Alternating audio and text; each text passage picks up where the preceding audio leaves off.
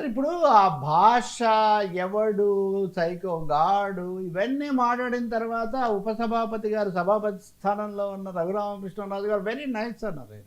నిజంగా ఎవడు అడిగాడో లేదు, ఎవడు గట్టిగా అడిగాడో లేదో కానీ గట్టిగా మాట్లాడిన బాలకృష్ణ గట్టిగా మాట్లాడిన దాంతో మటుకు నాకు తెలిసి తెలుగు జాతి చాలా వరకు విభేదించింది. అసలు అంత అసందర్భంగా అంత అసలు సభా పద్ధతులు కూడా ఏమి పాటించకుండా ఆయన ఎంతమందిని అన్నారంటే ఖచ్చితంగా చెప్పాలంటే కామినేని శ్రీనివాస్‌తో మొదలు. కామినేని శ్రీనివాస్ వీరభక్తుడిలాగా ఈయనకంటే చాలా ఎక్కువగా చెప్పాడు అక్కడ ఏం జరిగిందో. ఇప్పుడు చిరంజీవి గారు ఇచ్చిన సమాధానము, కామినేని చెప్పింది పక్కన పెట్టుకొని చూస్తే అది ఎంత ఎంత కల్పితము, ఎంత దీనిగా మాట్లాడారనేది అర్థమవుతుంది. అంత మాట్లాడినా బాలయ్య సంతోషంగా అడగల. ఇప్పుడు కామినేని శ్రీనివాస్ గారు అంతా చెప్పి బాలయ్య గారి పేరు కూడా ఉంది ఇట్లా ఏదో చెప్పినా కానీ ఈయనేం సంతృప్తి చెందకపోగా ఎదురుదాడనమాట. ఏంటంటే ఇది ఇప్పుడు ముఖ్యమంత్రి ఎవరు ఉంటే వాళ్ళు ముఖ్యమంత్రి అండి. ఆ ముఖ్యమంత్రి దగ్గరికి వెళ్తారు.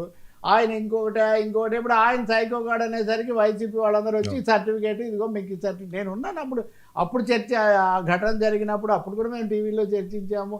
అప్పుడు కమిషనర్ ఎంత కష్టపడ్డాడో దాని మీద సమాధానం చెప్పలేక, అలాగే వైఎస్ఆర్ శాసనసభలో ఎలా చెప్పారో ఇవన్నీ అందరూ చూశారు. కాబట్టి ఒక్కసారిగా సమయం సందర్భం చూడకుండా కామినేని శ్రీనివాసును, కందుల దుర్గేష్ను, ఆ రోజు చిరంజీవితో పాటు వెళ్ళిన వాళ్ళందరినీ, పోనీ జగన్ అంటే ప్రత్యర్థి, ఆయన అంటే వాళ్ళకి అలవాటైంది, అందరిని మర్యాదలు చెప్పి వాళ్ళందరూ నవ్వారని ఒప్పుకుంది. దేనికంటే ఈ ఏకపక్ష ప్రకటన వర్మ నేను చాలా కాలంగా మీడియాని చూస్తున్నాను, రాజకీయాలతో కూడా నాకు ప్రత్యక్ష సంబంధం కూడా ఉంది.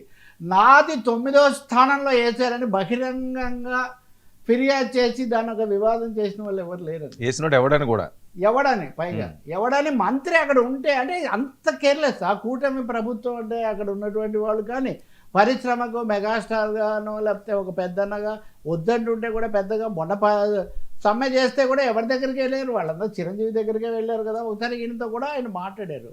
కాబట్టి బాలకృష్ణ మాట్లాడింది చాలా అసందర్భంగా ఉంది. నేను అనుకుంటాను కూటమిలో బాలయ్య ఒక కుంపటి పెట్టాడు దీని ద్వారా.